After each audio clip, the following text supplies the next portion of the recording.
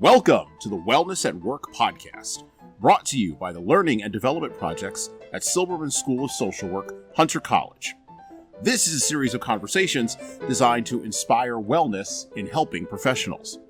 Our conversations will focus on understanding the importance of self-care, reducing trauma, and bringing to listeners new ideas and practices that promote wellness at work and in your professional life. Welcome to our show today. Hello, everyone. Welcome to the Wellness at Work podcast. Now, we know that it's been a little moment since we put out a new episode, and so we thought that we would get together, Geoff and I, as host and producer of this show, would get together and come back to you and give you an update on what's been going on behind the scenes of the Wellness at Work podcast. And so this episode is going to be a little bit shorter than our regular episodes, but that's okay. It acts as a bridge to our next set of shows. And we're going to be talking with Geoff. We're going to be talking about what's coming up here on the show, what you can look forward to from us, and what we've been working on behind the scenes here at the Wellness at Work podcast. How you doing today, Geoff? How's it going? I'm great. It's a little, where am I? I'm in New Jersey here, and it's colder. It's a colder day than I'm used to in March. So I'm huddling around my heater, which is right in the back of me. So. Oh, there you go. Well, we can't hear a bit of it, and your voice sounds warm and inviting coming through, bringing the folks in and engaging with them on the show. So what have we been up to, speaking of which, what have we been up to here, not only at the Learning and Development Projects at the Silberman School of Social Work, but what have we been up to behind the scenes at the Wellness at Work podcast? Yeah, so we're quite busy. It's kind of, be careful what you wish for, but at the same time, it's kind of cool.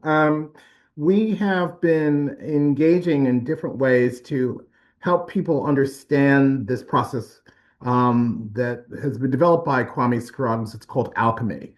It's about myth and storytelling and about how one can learn about self and be more engaged about self to also help to engage and understand others. And so we've been working with some colleagues, Dunia Garcia, Garvanne, and of course, Kwame and you, Jesan, as well, have been instrumental. We've done a couple of podcasts. We have one more podcast in that series pending. We're also trying to find ways to break open a slight crack in the academic shell, if you will.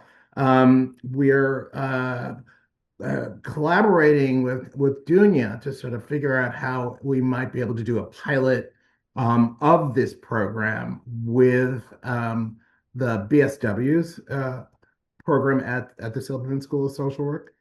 And also we're also looking to expand Alchemy and the collaboration between Alchemy and Silberman and the Learning Development Projects and the Cabrini Fellows Program. All of us are working to look for appropriate funding sources so that we can provide this kind of experience that's Alchemy. I think of it more of an experience, then sort of it's not training. It's not a one-off training. It has a lot of depth, and it also has a lot of it's very serious work that requires a lot of thinking and reflection. And this work, you use three words there that I think are very interesting to folks who are listening to the show, who are in the social work space, but also in the helping profession space overall. Engagement, understanding, and building an experience. Can you talk a little bit about why we think that the podcast format is the best way to bring this to folks who maybe can't take advantage of Alchemy in person? Well, this is where I'm supposed to say, that's a great question where I sort of pause and trying to figure out what to say. What I guess my is to experience, you can experience it in a smaller, shrunken version where we talk about elements of what makes alchemy such an incredible experience, but we also take you through.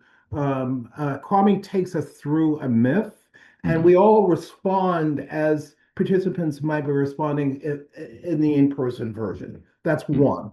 Two, I think it's a great segue to Kwame is also capable of doing this online, and in fact, they're scheduled to do some classes online, and there's been a very strong interest in it.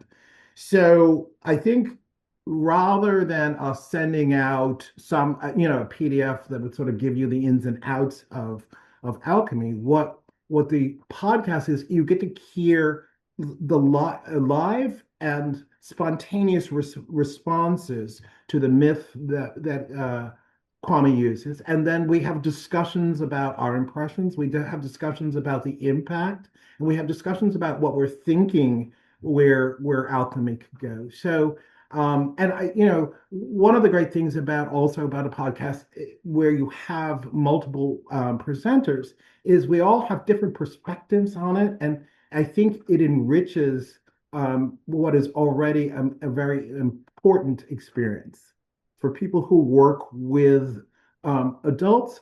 And also, I guess I should have said at the beginning that this process of alchemy started with um, Black youth in Ohio, in Akron, actually, um, and has expanded to working with adults. And has been, the feedback that we've gotten from I've taken a class as workshops, and then I took a facilitator class, which was 9 months, once a month for on Saturday. And nobody takes a class on Saturday unless they really, really, really are into the process. Exactly. So, you Yeah. know what I mean? It's like Saturday morning. Oh, no, you can't sleep in here, Yeah. And the other thing I think, what I for those folks out there who are always interested in expanding their understanding of themselves, as well as the understanding of the people that they work with and the people that they know and the people that they love, I think alchemy has been significant in terms of helping me with that. So you talked a little bit about the importance of getting up on Saturday, the importance of engaging with this in person, the importance of sort of wrapping your arms around the experience. And I definitely have gotten that in the episodes that we've recorded so far. And again, we're going to be releasing these episodes coming up in the month of April. So definitely want to pay attention to those and take a listen to those. Um, let's talk a little bit about Kwame's background. Who is Kwame Scruggs? Can you introduce him a little bit? Maybe do like a 2 or 3 minute intro to him so that folks will know who he is before they jump into those episodes. So Kwame is a man who he he grew up in Ohio. And honestly, you caught me with this. I know what he came to, which is he understood that myth had this impact, and then he went and studied uh, drumming in Africa, and then came back here and got his PhD based on Jungian theory. So the interesting thing is you have and that it's funny, I didn't think of it until right now. We have a very Western European orientation from Jungian theory and specifically about the knowledge of self, but it's a myth that the myth and the storytelling really does come from, I would say, the Caribbean and Africa and Asia. It has more of that sort of orientation. And so what you have is the marrying of these two dynamics. And I think I was about to say that there's like an academic aspect in terms of the Jungian aspect of Kwame, as opposed to the I don't know, the cultural aspect of the myth and storytelling. But the more I think about it, really what we have is the interlacing of two powerful kinds of learning and discernment that it really is extraordinary in its both in its simplicity, but also in its depth and seriousness. So that I should be have come with more specific information about, but I know that he did get his PhD in Yang theory, and he also got okay, here we go. Um, Michelle Obama, when she was first lady, his work with the youth in Akron, they became to her attention, and she gave him an award. So this is, um, you know, I, I guess that's that too is carries merit with it. I guess I'm always a little uncomfortable with saying just because somebody famous said something good about something means that it has substance. But um, I think he is a very very bright human being who has an interesting humility to him that's like, it's like, how does that work? And then at the Right. same time, though, he can really challenge your preconceptions in a very non-judgmental way. It is extraordinary to be in the class with him because he creates an energy with the people who are in the class that really sort of, first of all, it's one of those things when I was taking the classes on Saturdays, I would go home and then lie in the bed and stare up at the ceiling going, what just happened? Because a lot of it's not like I was like, oh yes, this is great. And I was like, some of it was like, what the hell did he mean by that? What does this Right. mean? And then why did I react to this? And then somebody will say something and I'm thinking about what they say. So yes, I would say to you, this is an extraordinary experience from an extraordinary human being that's created this process um, that I think has power for the people who do work with adults. And I'm thinking specifically from the perspective, my own perspective of having done work in adult protective services. I think before you think about engagement, you have to really know who you are and be open to respecting whom is in front of you. And I think that's a process because you need to know how you're reacting. The reason why I'm saying that is how you react is not only reflected in your interaction, but also reflected in how you document that interaction. So I'm saying Mhm. that there's a very concrete reason why you would want to do this, as well as for reasons of making sure that you, as a service provider, are providing more effective and more respectful work with people who need it.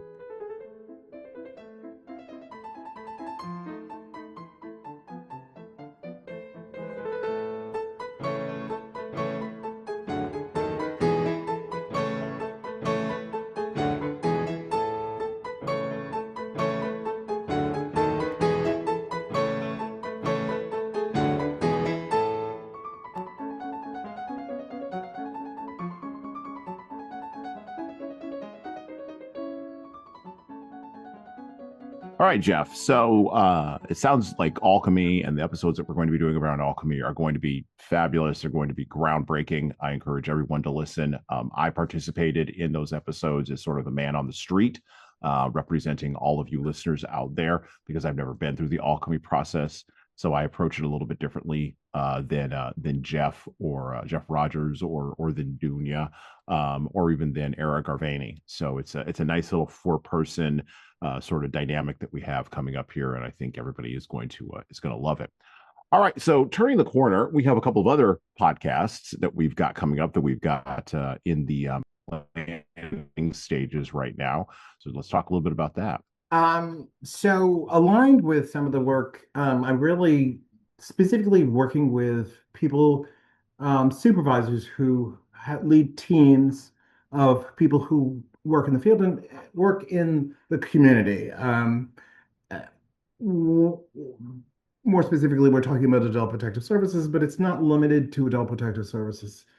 Team leaders is the idea of the importance of debriefing and understanding that giving people guidance about how, particular team leaders, about how to debrief people who've come from the work in the community with clients, to make sure that these frontline service providers are supported in ways that are meaningful, and B, that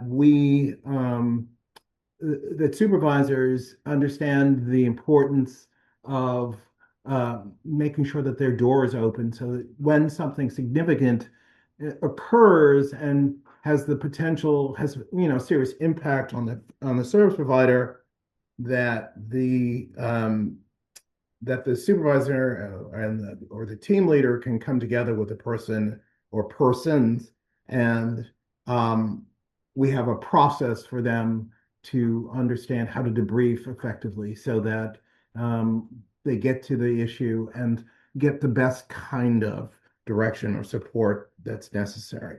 So that's one. Through debriefing, right? With Omari Williams. That's who we're working on that with, right?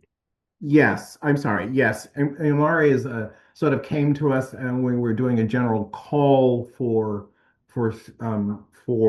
trainers, and it was one of those kismet kinds of experiences where he started to talk. He was giving a little presentation to the team, to my team, and I understood what he was doing and what he was capable of doing, that would have serious, significant impact or effectiveness to working with um, folks who work with vulnerable adults. So I invited Omari to actually present a workshop at the Adult Abuse Training Institute, which we coordinate every year in October in Albany. And there was very effective feedback, very positive feedback about that. So we then decided we would meet with Omari and sort of explore the idea of doing a series of podcasts. And I think the reason, again, carrying forward with a thread about why a podcast is because the language and how the language is deployed, and what you should be looking for or listening for, I'm sorry, is best suited to something like a podcast. And so I'm hoping that this series that we're going to do will have deep impact for the folks who do this work. Excellent. Yeah, and I've had a few interactions with Omari. Been working with him on the back end to produce this show. And I can tell you from my experience, not only as a producer on the show, but also in my other work with Jeff, with our state contract partners, and other folks in the curriculum and learning development space.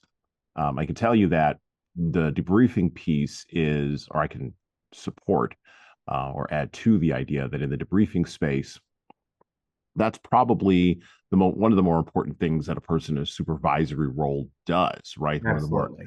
Yeah. important things they actually have to perform. Whether you're debriefing someone from coming from a traumatic situation like hoarding or abuse or exploitation, whether it's financial or physical, all the way to just dealing with the level of paperwork that you have to deal with that seems to be overwhelming and never ending in adult protective services. The debriefing piece is a skill set that supervisors, I think, really need to focus on and really need to develop. So, Yeah. very excited to have Omari come on and have him talk about his process and give us a little bit of a peek under the hood of what's going on or what potential could be for what's going on with supervisory debriefing. Okay, so I asked about commissioned initially. Let's talk a little bit about that. I want to give folks that because I'm very excited about this project. This is very unique. I haven't, kind of like Alchemy, haven't really run across anything like this before for helping professionals or folks in the social work profession. So, talk a little bit about commissioned. Talk a little bit about the three ladies and how we're going to bring them to the podcast audience. So, um, there's an interesting aspect of when um, people start to retire.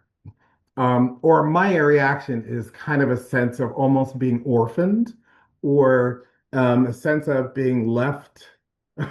And so um, there are three women who I've worked with for, oh my gosh, well, I would say at least 20, anywhere between 20 and 35 years, depending on who you're talking about, who have three separate and related experiences in working in social services in the New York City Human Resources Administration. So there is Cecile Noel, who was both commissioner I think she was a um, forgive me, I don't remember. I think she was a senior deputy commissioner. There was a oh sorry, it was an executive deputy commissioner at HRA over the domestic violence program, which included other programs like the foods and for a moment was adult protective services. There's also Marie Phillip, who she too was a deputy commissioner over the domestic violence program. I should say about Cecile, I'm sorry. She also went to the mayor's office to become the commissioner for the mayor's office of domestic violence, and it's not called that anymore, but she is a luminary in the field of domestic violence, as is Marie. Marie and I, we worked together for Cecile. I, for a brief moment, was the director of operations for the New York City Home Energy Assistance Program, which was also one program that was on Cecile's portfolio. And at that time, Marie was the executive director and essentially Cecile's number two at over the whole that whole part of the operation. Um, and finally, it was a colleague of mine at Adult Protective Services. We started in Adult Protective Services 2 months apart. Deborah Holt-Knight, and she we both started as caseworkers. She started and when Deborah retired, she retired as the deputy commissioner over the Adult Protective Services program in New York City. So the orphan part is I sort of uh, in different ways with the three different women.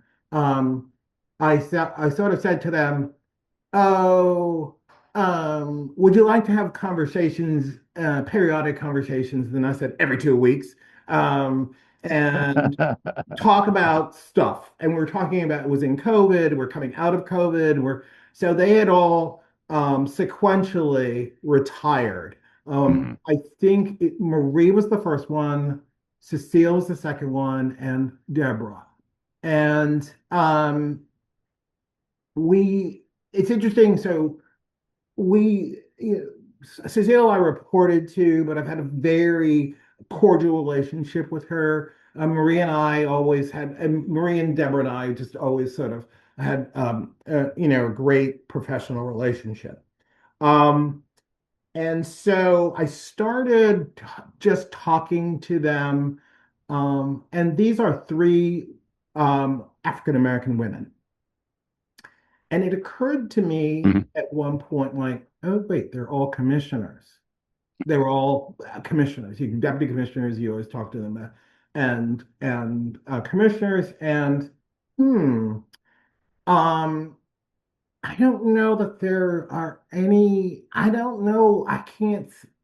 I couldn't think of anybody else or any other group who had their combined knowledge. It's one of those things like between them, they have like 1,000 years worth of knowledge. It's Mhm. ridiculous. It's expert. And so and if you think about particularly because all of them started in different ways as advocates. Deborah as a caseworker, Marie as an advocate for domestic violence, and she ran shelters before she came. So she had and Cecile also at different Mhm. levels. But so and then it was like, hmm, I started talking to Deborah and Marie routinely. And then I said to Deborah one day, why don't the three of you, you all sort of, one of the three of you sort of get together? First, they sort of got together. Now, ironically, they all know people who know each other. Marie and Deborah both live in Brooklyn. Cecile lives in Queens, but they all know each other. And so Deborah came back, and I was like, you three women, there's power there. It was a very Hmm. informal sort of conversation. You people, you can do some more good work helping other people understand what it means to start to, if you have a vision of where you want to go, what you want to do. Um, you guys are like a treasure trove of Hmm. understanding and how to navigate Hmm. successfully the systems that provide care and support to vulnerable people. And also, you have an extraordinary knowledge about how to really rise in these systems and thrive. And so Deborah agreed. And then I think it was Deborah that I want to take credit for calling it commissioned, and maybe I should, but I think in fact it was Deborah. I'm pretty sure it was Deborah. She came, what about calling it commissioned? And I was like, yeah, why don't you call it commissioned? Well, they're off. They are, they're creating an LLC. And it was kind of an interesting thing. It was like, oh, wow, if this whole thing doesn't work at LNDP at Silberman, I can become an agent. Oh, there you go. Putting people together, taking a little 10%. And so, but it was really exciting just to sort of give agency to that, to sort of spend a little bit too time on the word agent. So they're creating, and I said it would be wonderful if you guys came on to our podcast to talk about your experiences and also talk about your aspirations for commissions. So, uh, Jesan and you and I were like, "Ooh, this could be a really great experience." Hmm. It's completely unique, and I think I think they are fired up to really make meaning, and we're just, I'm just happy that to and so there's a funny thing about it. I said, well, so I said to Marie, well, great, my work is done. She said, oh no, we're gonna involve me work. And I was like, oh great, more work. Okay. Yeah. I was like, This is the this is the but problem with giving away ideas. Like all of a sudden, your work exactly. explodes. Yeah. I was like, that's not what I was thinking. I was just thinking I could just get the idea and then move Swan off onto the next. There you go. But in any way that we can assist them, um, is going to be, this is exciting because we're on the ground floor of something that I think is really going to take off. Hmm.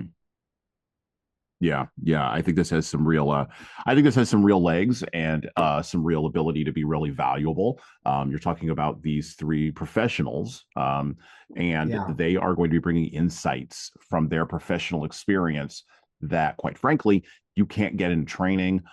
You would have to go to a conference and maybe the person sitting on the dais with these three women would ask the correct question that would extract the information that you're looking for from them, or you'd have to Geoff's point, you'd have to maybe attend a seminar or something like that they would put on. And I don't know that they'd be interested in doing that. I don't even know if that's part of the structure of what it is that they're thinking of. Podcast, this show is a real easy way to get a lot of good access to these women's mentorship and their experiences and their knowledge, and to really engage with them in a way that's meaningful for you as a social services and social work and a helping professional. So this is a great idea. I'm proud to be involved with this, and I can't wait to start recording these episodes and get them released to Yeah, folks. yeah. I'm really jazzed about it.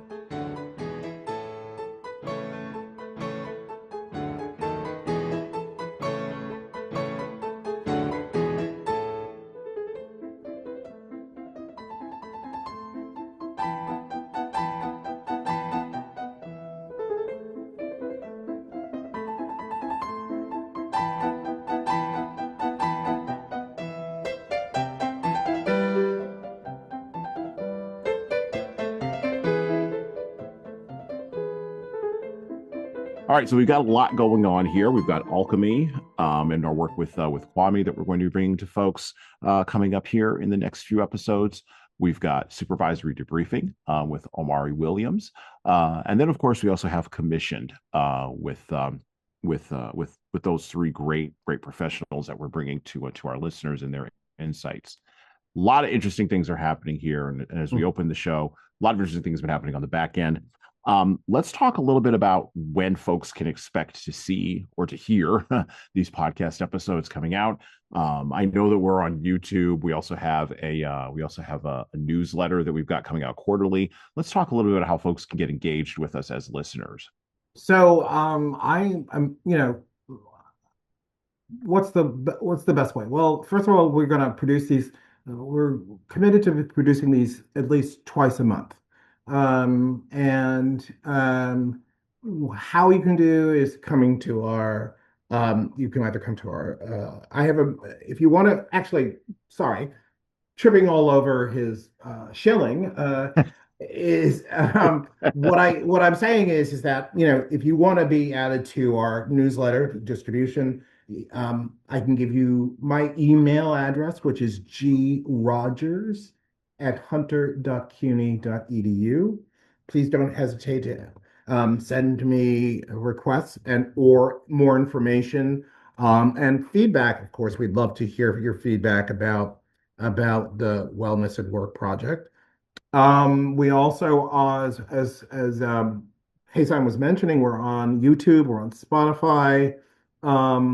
We're really hoping that this series will provide the kinds of information that's valuable to people who are engaged in work that affects the lives of vulnerable adults. And whatever we can do we're happy to also entertain guests. If you're interested in being a guest, please write to me and tell me why you want to grace us with your insights on this podcast. And we also, one of the things I think is I like the idea that the podcast is a voice for people who are very directly connected with the work to help with the professional development and of people who do this work, and also to help them flourish in their jobs. And I think one of the things when I was, when Jesan and I were discussing this is, as much as we possibly can, as often as we can, we want to honor the work that these folks are doing, because it isn't always valued in the way it ought to be. And so, I'm hoping at every turn, basically, that we're exposing people to information and we're getting in information and then, of course, sending it back out that would be valuable to the folks who do this work. Absolutely. And, dropping 2 episodes a month, we do have a lot of other things going on behind the scenes not only at the Wellness at Work podcast, but with other projects that we're involved in and other, for lack of a better term, other obligations that we have to other funders and other contract providers. And so we're trying to juggle all of this together. We have a small team, and so we ask you to just bear with us as we get these episodes out. Alchemy should be coming out, like I said, should be coming out in April. Episodes 1, 2, and 3 of Alchemy. That's going to be a 3-episode package that you can listen to. Each one of those episodes is going to be about an hour and a half. So it will require a little bit of a commitment from you, but it will be worth your time. And then Commissioned will be coming, and Supervisory Debriefing. We're kind of juggling for where that's going to fit in the schedule, but those are the next 2 that are coming up. And each one of those episodes will be around 45 minutes to an hour. Really, really packaged really tightly for you there. And we're moving towards adopting a more of a serial approach rather than an episodic approach to these episodes. Yes, they'll be numbered episodically, but really they'll be bundled together, so you can listen to them in bundles, and they'll be labeled in bundles. You'll be able to see that when you go and look for them. As Geoff said, on Spotify, on YouTube, or even on Apple. So if you have an Apple device, if you have an iPhone, you can get them on Apple as well. Yes, Jeff, go ahead. And Hasan, the other thing I want to say is that we always make sure that we have something at the end of each podcast that are essentially that we think are significant takeaways, Hmm. not just ideas, but actually something concrete like a with the wellness that we did with Dr. Plikta, it was different practices that people can take away to manage stress, to help them reset. We always want to make sure, and there's always materials that are available, which is kind of interesting because we're doing a podcast where we're giving you stuff that's sometimes on PDF, but there's like that's an interesting contrast. But I think I think we are Isan is really sort of making sure that we are sticking to the discipline of sending this information out regularly, staying in touch regularly, and we're hoping to make some meaning. Absolutely, absolutely. So that's a good spot for us to end this episode. So please, you've listened to this episode, you know what's coming up. Please go ahead and check out our upcoming episodes on Alchemy and Myth with Dr. Kwame Scruggs, and please check out Commissioned and of course Supervisory Debriefing. Once again, from the Wellness at Work podcast, I want to thank you all for listening today. My name is Jesan Sorrells. I am the producer of the Wellness at Work podcast. This is Geoff Rogers, our host. We're out.